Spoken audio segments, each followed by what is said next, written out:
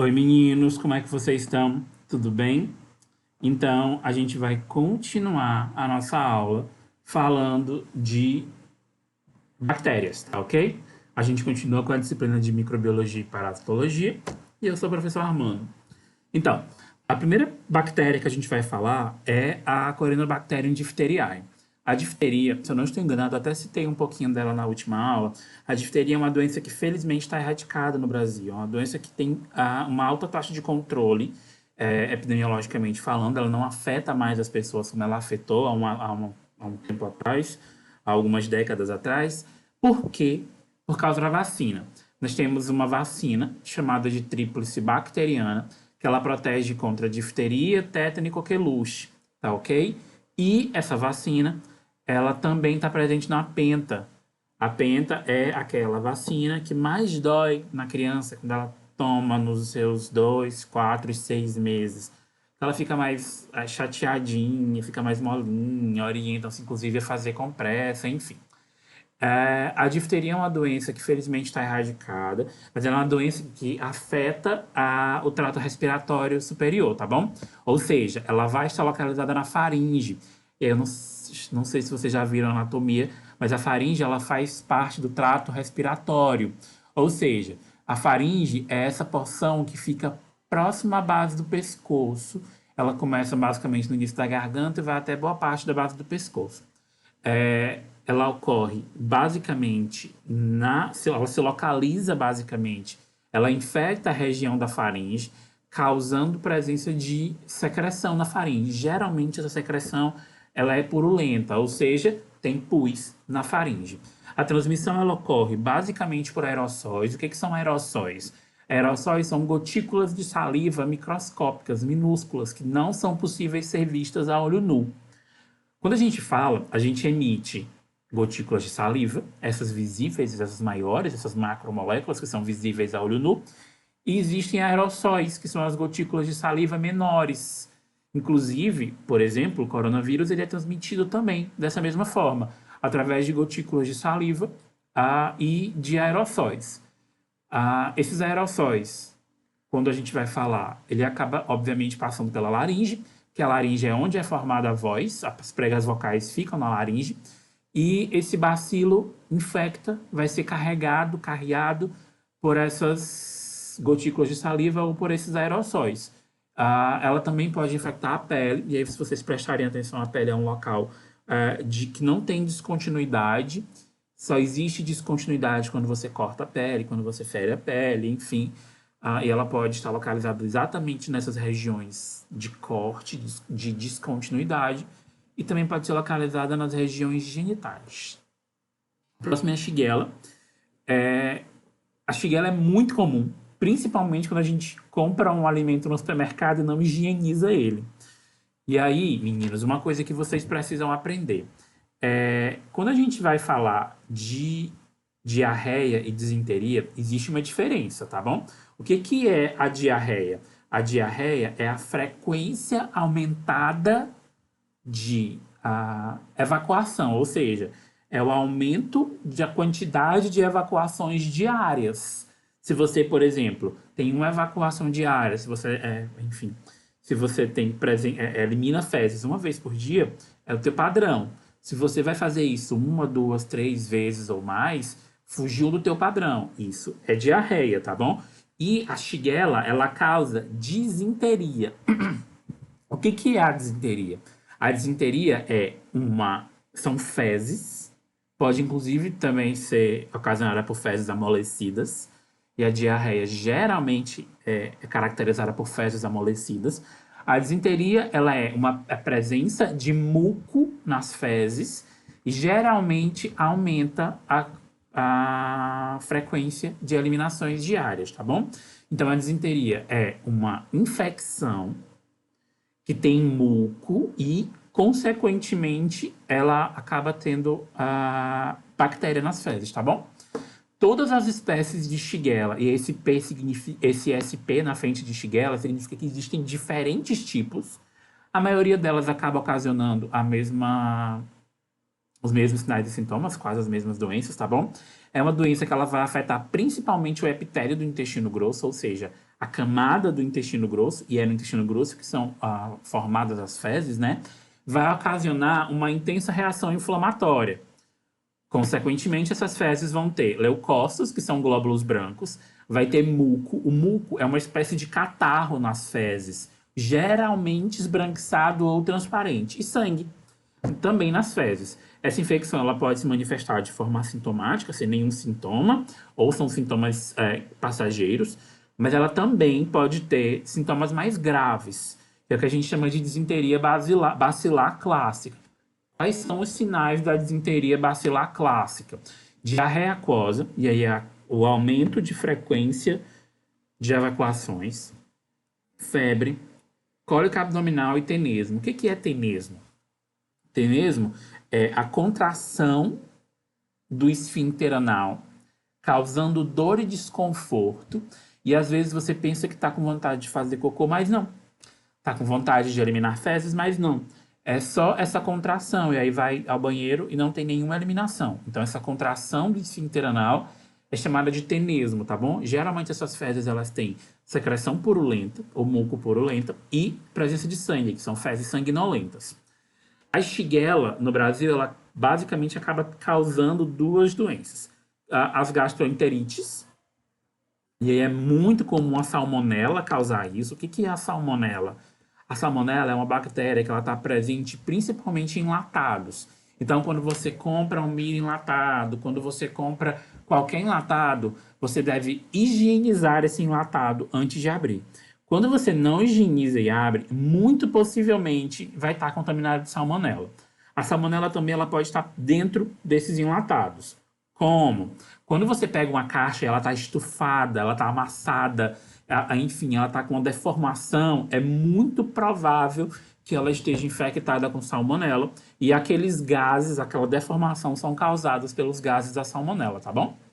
E a salmonela ou a shigella podem causar gastroenterite e febre tifoide. O que é gastroenterite? Toda vez que vocês virem o termo it, quer dizer inflamação em algum lugar.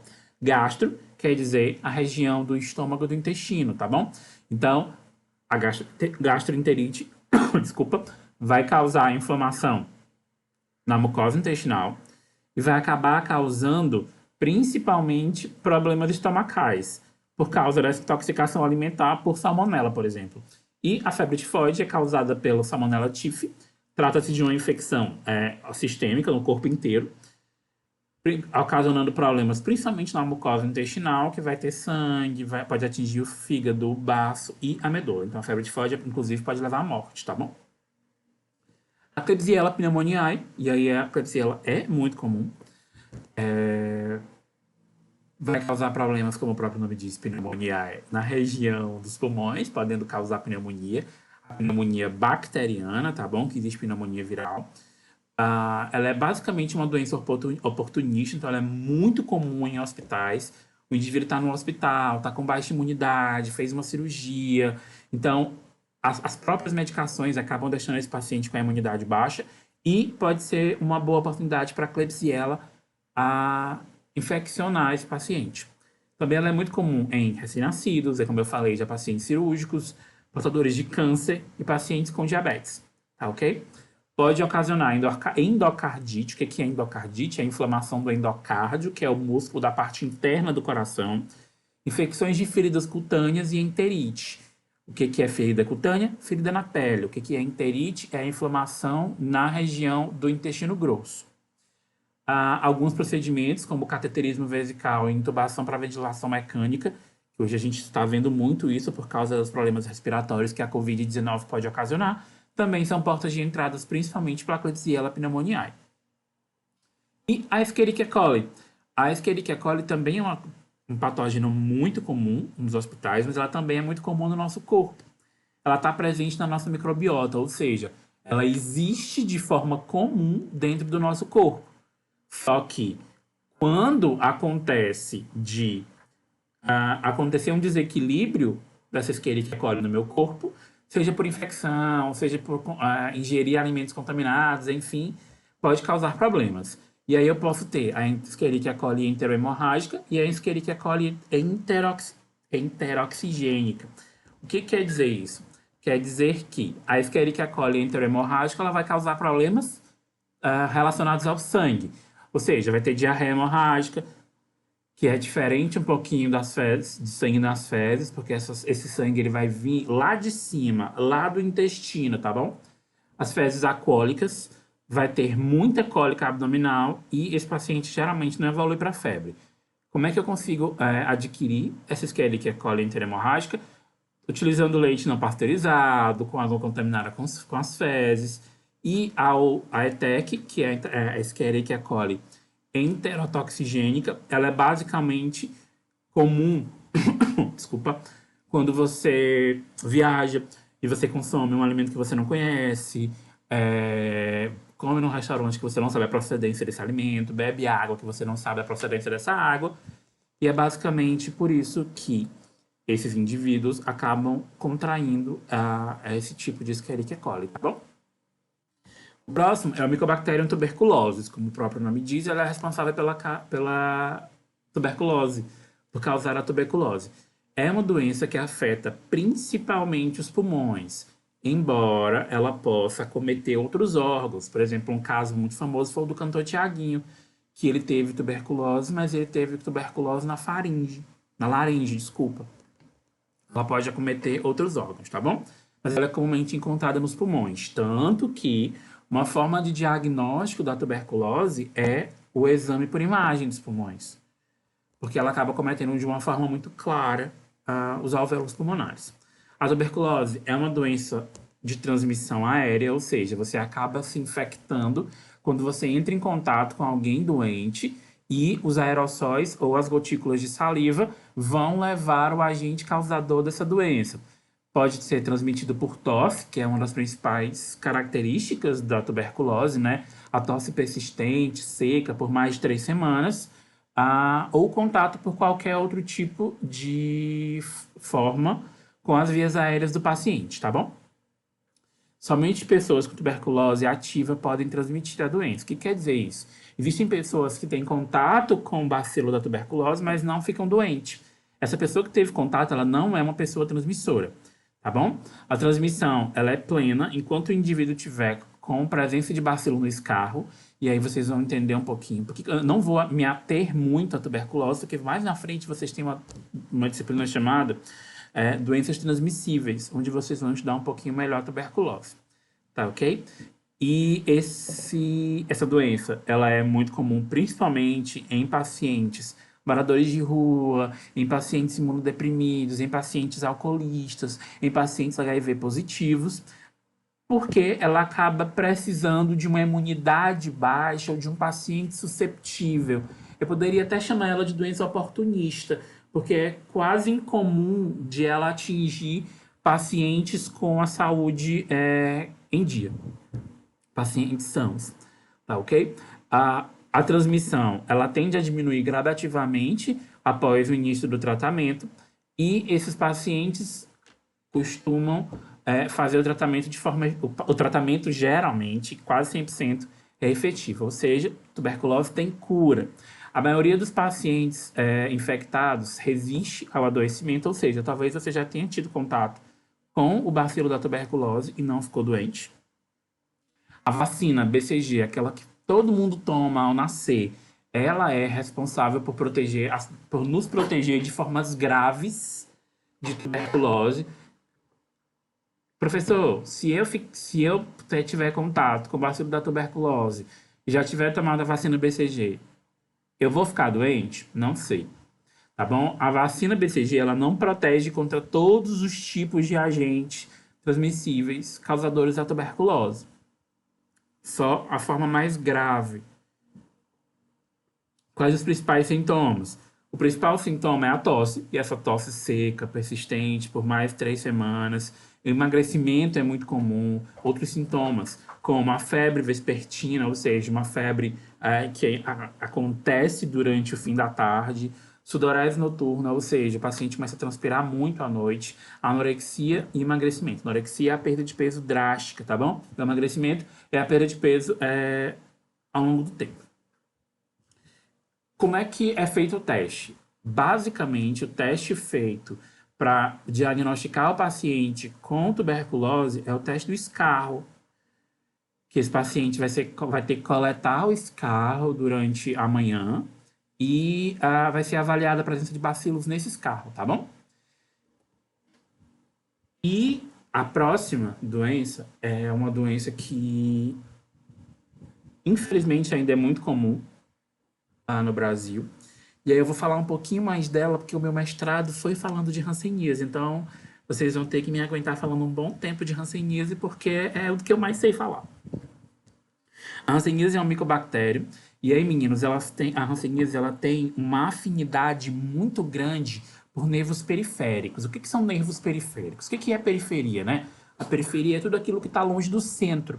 Então, os nervos periféricos são os nervos das mãos, os nervos dos braços, o nervo dos pés. O que são nervos? Os nervos são estruturas que são responsáveis por levar e trazer comando do cérebro.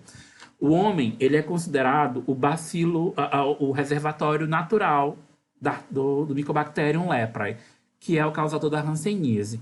Porém, existem estudos que já encontraram Mycobacterium leprae em tatu, por exemplo. E aí, por que se acha Mycobacterium no tatu? O tatu é um animal que, geralmente, ele come restos de outros animais também.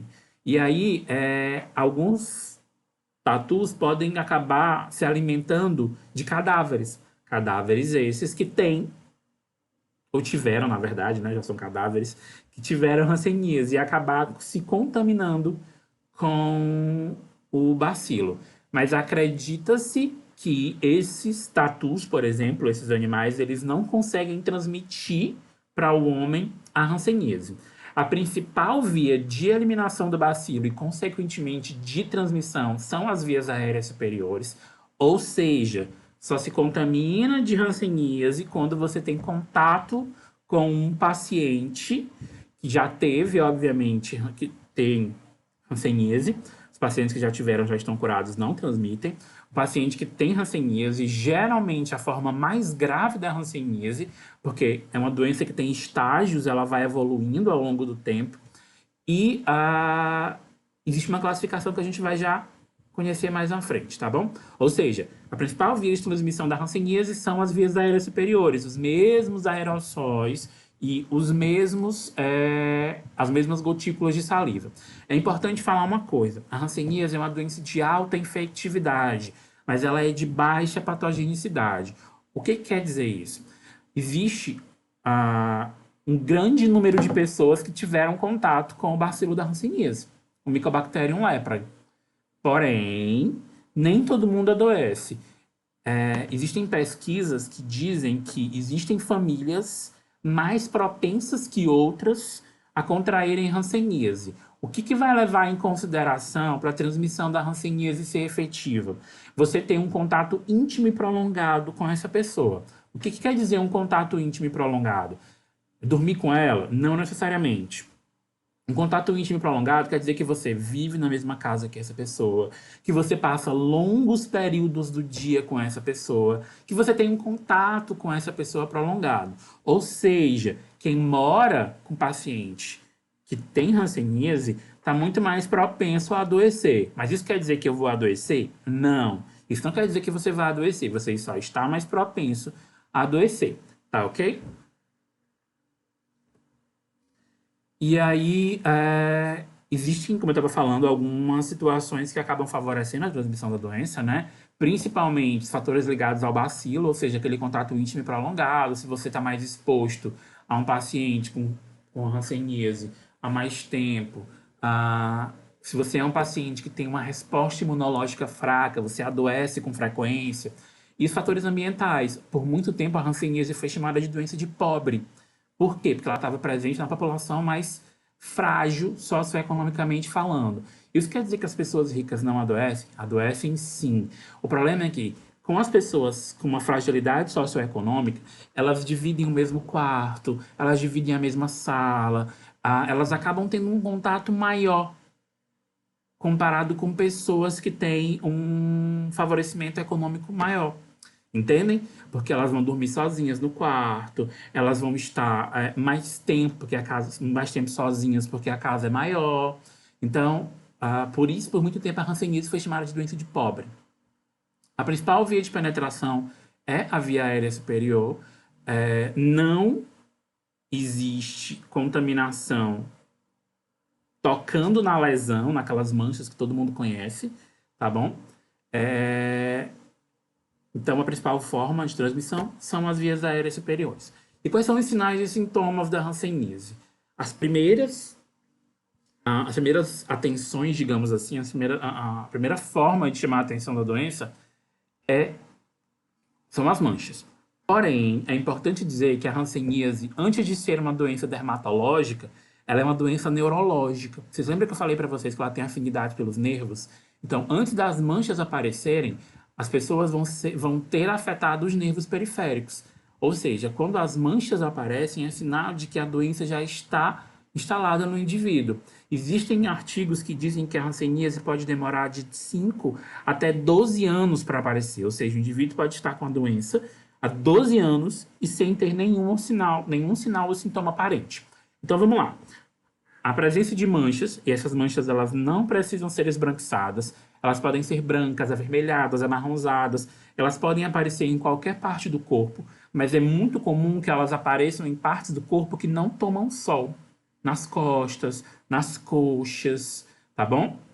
E a principal característica é alteração ou perda de sensibilidade. Esse indivíduo vai ter uma diminuição tátil, ele não vai sentir muito bem a região onde existem as manchas. Área de pele seca com falta de suor, isso mesmo. Essa mancha, ela não tem pelos e ela não vai transpirar. Área de pele com perda ou ausência de sensibilidade, já falei isso para vocês, né? Esse indivíduo vai perder a sensibilidade no local da mancha. Sensação de perda ou sensibilidade frente ao calor e à dor. Dor ou sensação de choque fisgada ou agulhada ao longo dos nervos. Vocês já passaram em algum lugar e bateram o cotovelo numa região e parece que levaram um choque? Então, é basicamente isso que o paciente da hanseníase sente por muito tempo quando ele está sendo infectado em relação aos nervos periféricos. E diminuição da força. Esse indivíduo vai ter o que a gente chama de mão em garra. Os dedos das mãos e dos pés começam a encurvar. E esse indivíduo acaba perdendo a sensibilidade, tá bom? E, consequentemente, a mobilidade desses dedos. E a gente chama isso de mão em garra. Os nervos desses pacientes vão ficar muito grossos, vão ficar doloridos. Então, é muito fácil a gente diagnosticar um paciente tocando nos nervos deles. Quanto à classificação, a hanseníase tem uma classificação clínica e uma classificação operacional. O que é a classificação operacional? É basicamente quando eu digo que o paciente ele é paucibacilar ou multibacilar, ou seja, quanto à quantidade de lesões ou de manchas que esse paciente tem. Essa classificação ela já não é tão utilizada no que eu me refiro ao número de lesões. Tá bom? Porque esse paciente pode ter uma lesão só, ser paucibacilar, porque ele tem só uma lesão, porém ele tem uma lesão enorme nas costas. Ou seja, esse paciente não é paucibacilar, ele tem uma carga viral muito grande. Paucibacilar quer dizer pouco bacilo. E multibacilar quer dizer muito bacilo. Então, a paucibacilar é aquele paciente que tem um pouco número de lesões, podendo ser de 1 a 5 lesões ou uma baixa carga bacilar. E a multibacilar é aquele paciente que tem mais de 5 lesões na pele com uma alta carga bacilar. Porém, é importante avaliar isso.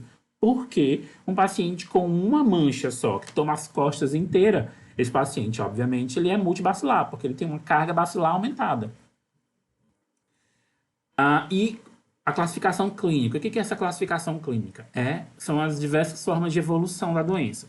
A primeira é indeterminada. Esse paciente ele tem uma mancha clara, não muito definida.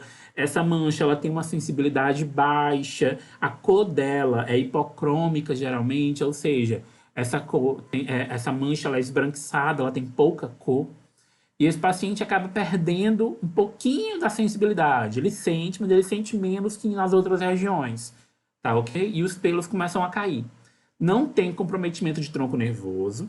Esse paciente ele vai continuar com a mobilidade dos membros.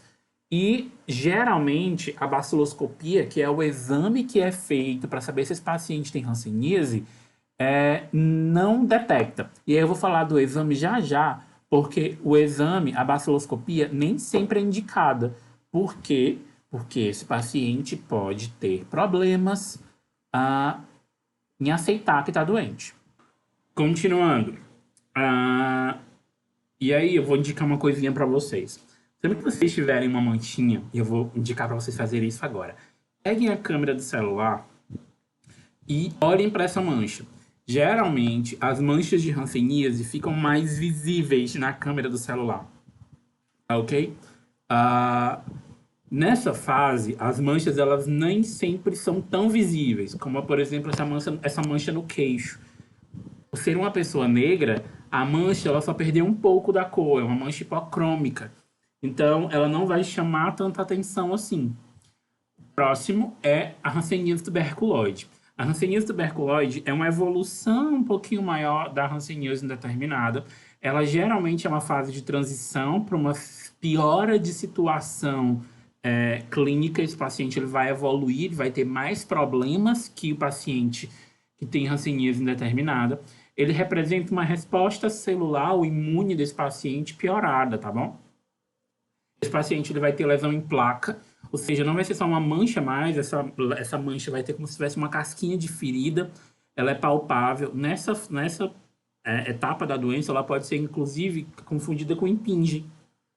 Por quê? Porque ela vai ter uma elevação papulosa, ela vai ter uma borda papulosa, ela vai ter limites bem nítidos, que é muito comum na impingem. Essas manchas, elas vão ter alteração de sensibilidade térmica, dolorosa e tátil. Ou seja, esse paciente não vai conseguir sentir o calor e o frio. Esse paciente, ele não vai conseguir sentir a diferença da bunda da agulha. Eu vou falar bunda porque é exatamente esse termo que a gente utiliza, tá? A bundinha da agulha. Ou do alfinete.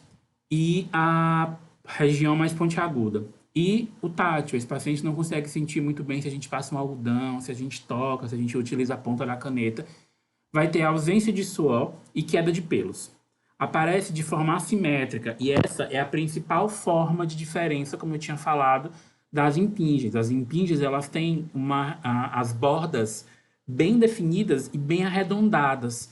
A hanseníase tuberculoide não, as bordas não são definidas e, obviamente, já tem perda de sensibilidade. E aqui a gente já tem um comprometimento maior dos nervos, podendo levar, inclusive, ao espaçamento e dor e choque nessas regiões.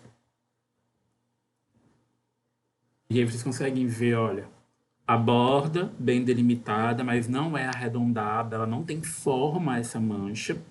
E aqui eu consigo ter, nessa primeira figura, uma mancha avermelhada, ou seja, a mancha da hanseníase não necessariamente precisa ser branca.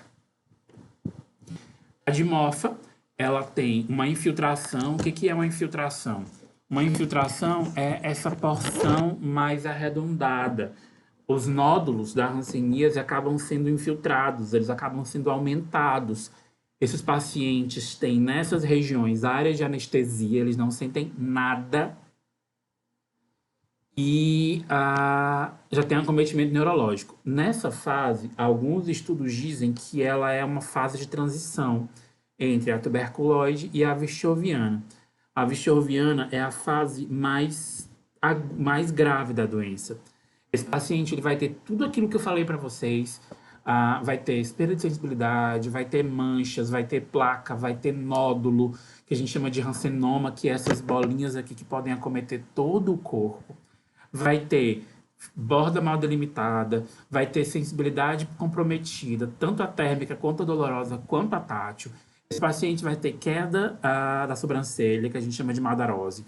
Esse paciente vai ter diminuição de pelos, esse paciente vai ter diminuição da sudorese, esse paciente vai ter comprometimento de mucosa, que geralmente fica seca, os olhos, enfim, acabam ficando mais ressecados, podendo levar inclusive a cegueira. E essa que a gente chama de face leonina, vocês estão vendo?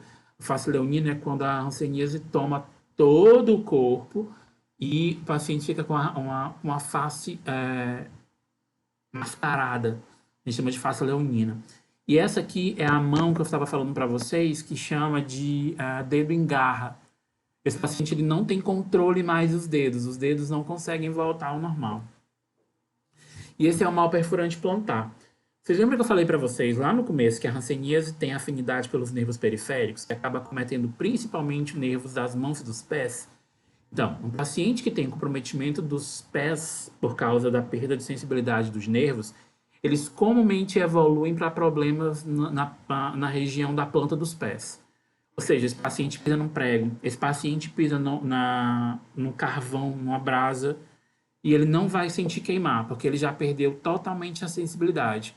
Isso aqui vai evoluir para algo pior, podendo inclusive levar à perda do membro.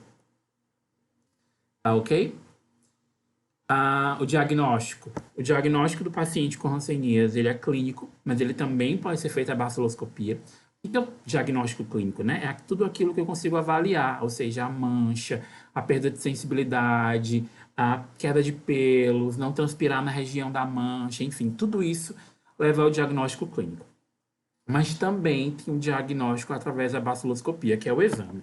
Porém, o exame nem sempre é indicado. Por quê? O exame comumente só dá positivo para pacientes multibacilares, que são aqueles pacientes que têm uma carga bacilar aumentada. E os pacientes paucibacilares? Como é que eu vou convencer um paciente de que ele está doente se o exame dele deu negativo? Então, nem sempre a hanseníase é indicado a baciloscopia, tá bom? Se esse paciente tem uma, duas manchas pequenas e eu peço para ele fazer o exame dá negativo, ele vai querer fazer o tratamento? Não vai, porque o exame deu negativo, ainda mais a hanseníase, que é uma doença ainda com tantos problemas milenares, é uma doença descrita na Bíblia, enfim, cheia de preconceitos. Para vocês terem uma ideia, o Brasil e mais outros 2 países tiveram que mudar o nome de lepra para hanseníase, porque ninguém queria ter lepra. Na hora que falava em lepra, a pessoa achava que ia morrer, que ia ser extinta da sociedade. Por isso que no Brasil mudou-se o nome de lepra para hanseníase, principalmente por causa dessa situação de preconceito, tá ok? Quanto aos contatos, como eu falei para vocês, os pacientes que têm contato íntimo com o paciente acabam adoecendo com maior facilidade. O que se faz com esses pacientes? Se dá BCG. Sim, a mesma BCG que é dada lá no começo da vida para todo mundo ao nascer. Por quê? A BCG, ela protege, e vocês acabaram de me ver falar que a BCG protege contra casos graves de tuberculose, não é? A tuberculose também é um micobactério.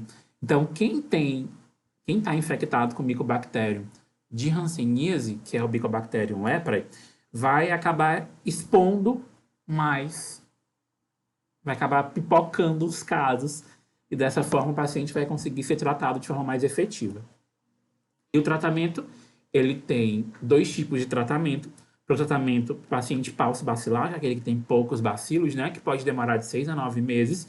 Esse paciente ele faz o uso de dapsona e rifampicina. A dapsona é a medicação que é dada na frente do enfermeiro ou do médico. O tratamento de hanseníase só é feito de forma gratuita. Você não consegue pagar para fazer tratamento de hanseníase. O tratamento de hanseníase só se faz no SUS. Tá ok? Aí quando o paciente vai receber essa cartela que dura 1 mês, ele toma na frente do enfermeiro ou do médico esses 3 comprimidos de cima, no caso do paciente paucibacilar, e no caso do paciente multibacilar, toma esses 6 comprimidos na frente do enfermeiro ou do médico. E os outros comprimidos ao longo do mês. Então, o paciente com tratamento paucibacilar pode demorar de 6 a 9 meses, e o tratamento do paciente multibacilar pode demorar de 12 a 18 meses. Tá ok? Com a evolução da doença. E é isso, meninas. Eu tinha muito mais coisa para falar de hanseníase, mas eu espero que a gente tenha um outro momento que ainda precisava falar, por exemplo, das reações hansênicas. Hanseníase mata por causa dessas reações, mas a gente discute em um outro momento, tá ok?